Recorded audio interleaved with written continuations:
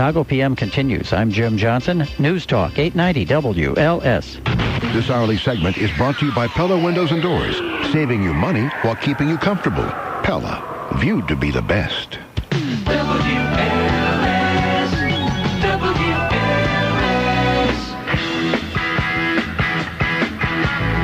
One of the best reasons to listen to my show? Well, Hillary wouldn't be caught dead listening. Sean Hannity, weeknights 7 till 10 on News Talk 890 WLS. 643 is Chicago's News Talk 890 WLS. It's Chicago PM. Jay Marvin, Bill Cameron, Jim Johnson. Ever fear about losing your job, Jay? Constantly, every day. I only wish it would happen, though, really. You want to be fired? Oh, yeah, of course. You did. Well, you are used to it, right? Right, I'm used to it, and I want it to happen. I'm ready to go. Jay is actually one of the original pioneers of radio where you packed your bags and moved all over the country, didn't you? Drag that U-Haul around, man. No job security. How many times do you think you've been fired? I don't know, probably about 10 or 15. Yeah? How many times did you say stuff that the boss missed and you should have been fired? Oh, at least 3,003. Yeah, I think Jay, before he became the sane saint that he is here on Chicago PM, was probably a real handful to have working for you. I'm still a handful. I got terminated once at the old place before coming over here. How about you, Jim? You ever been fired? Fired when I tarred roofs in the trailer park as a kid. Somebody didn't like the way I spilled it down the side of their trailer on the windows. That was a summer job. And I was fired I tried real meaningful labor, and I lasted exactly 4 hours at a car wash. Well, wait a minute. We're not talking about... Are you talking about how many times you've been fired on out of radio jobs? Okay. Well, with me, I was, because I haven't been fired in a radio job. Unless I hang out with you guys more, this may be it. Wouldn't it be funny after all these years I get fired because I'm hanging out with you two? I've been fired out of tons of non-radio jobs. How many years is it for you here, Jim? 30-some. Anyway, last month. That tons of people are out of work and others fearing as companies are slashing, right? In February, listen to this, 308,000 layoffs. We're up to unemployment of 5.8% across the nation. That's 8.5 million people. Lots of them have been out of their job, about 20% of them, for more than 6 months. In the last 2 years, there have been nearly 2 million layoffs in America. Whoa. This is horrible. Listen to ABC's Betsy Stark. Today's report paints a picture of an economy too weak to create jobs and likely to keep cutting them. Clearly, the odds of recession have increased. The odds of a double-dip type of recession have clearly increased in the United States. The losses were widespread. 48,000 construction jobs lost. 85,000 gone in the restaurant industry. Another 53,000 cut from factories. Particularly alarming, of the 8.5 million Americans now unemployed, more than 20% of them have been out of work 6 months or more. There's wide disagreement about a solution. College graduates can't get jobs. Americans who have worked all their lives are being laid off, losing their savings. Democrats said today's report shows the need for extended unemployment benefits. The administration called it a reason to pass the president's $700 billion tax cut. We want to make sure that we can have new job creation. To do so, we need to have the president's package, economic package, that will spur job creation passed by the Congress. But economists say whatever policymakers do now, with U.S. troops on the borders of Iraq, it's unlikely to persuade reluctant employers to hire. That sounds right. Let's open up the phones on this.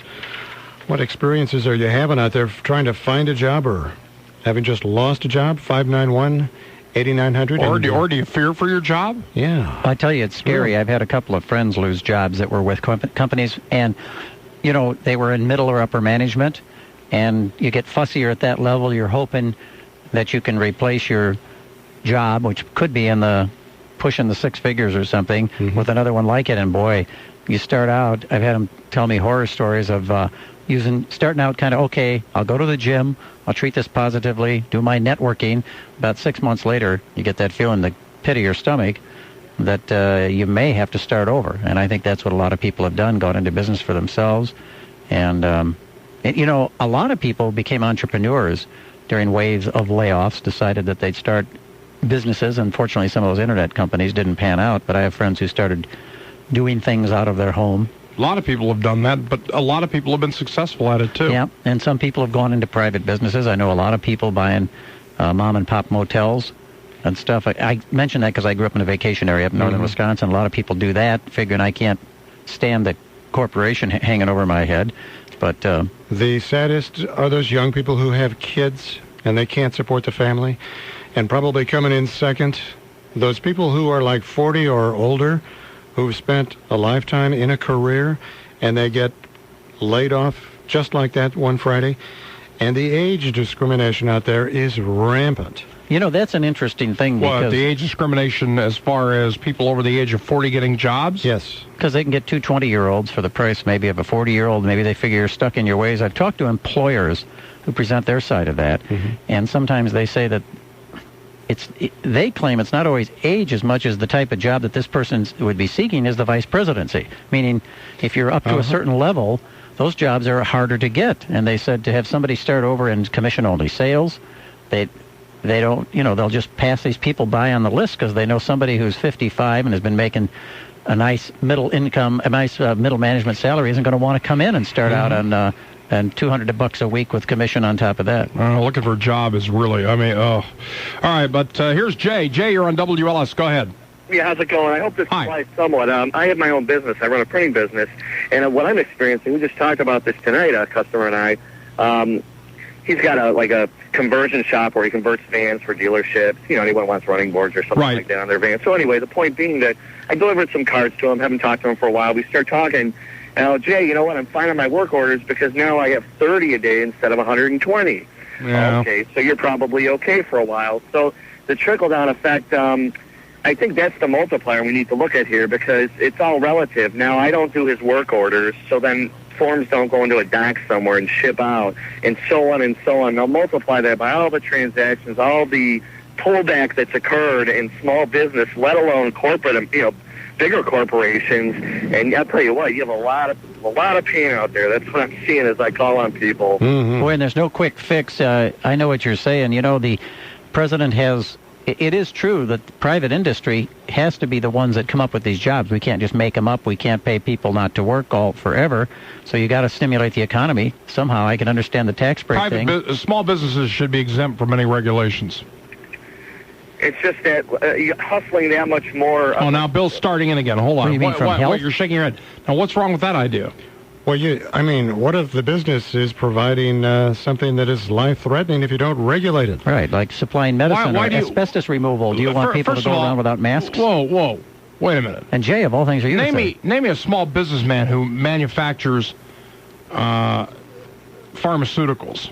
Well, how about the gadgets that go with the pharmaceuticals, like hypodermic needles and various things? How about this idea? How about taking people like Jay here, who runs his own business, and how about really giving him, on the state level and also on the city level, on the village level, how about giving him some tax relief? How about giving him a break if he hires more people? Boy, there's the first thing we've agreed on tonight. You know my law. All government budgets are at least one-third waste, inefficiency, and corruption. Am I still on, guys? Yeah. You are, man. One last thought for you, which is kind of interesting to parallel that. When I'm out there hustling, and the first thought that comes to mind is, all right, we're in a recession. I mean, who are we kidding? The double dip, as far as I'm concerned, has occurred already.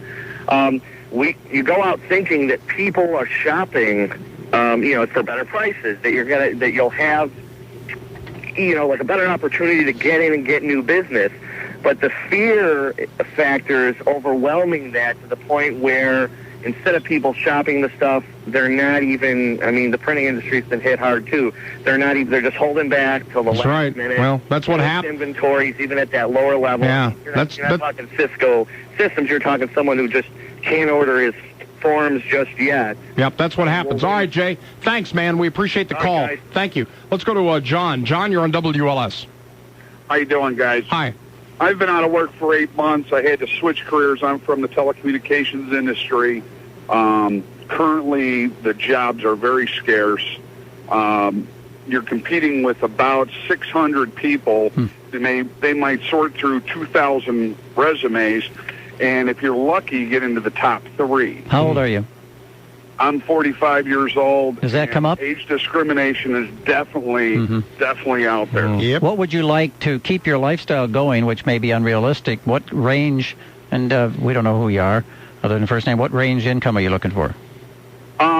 Well, let me give you an idea of what I was making. I was making $124,000 a year. How many of those? That's good money. To accept the position for $35,000 a year so I can just make my mortgage. Yeah. And how many $100,000 a year jobs are out there?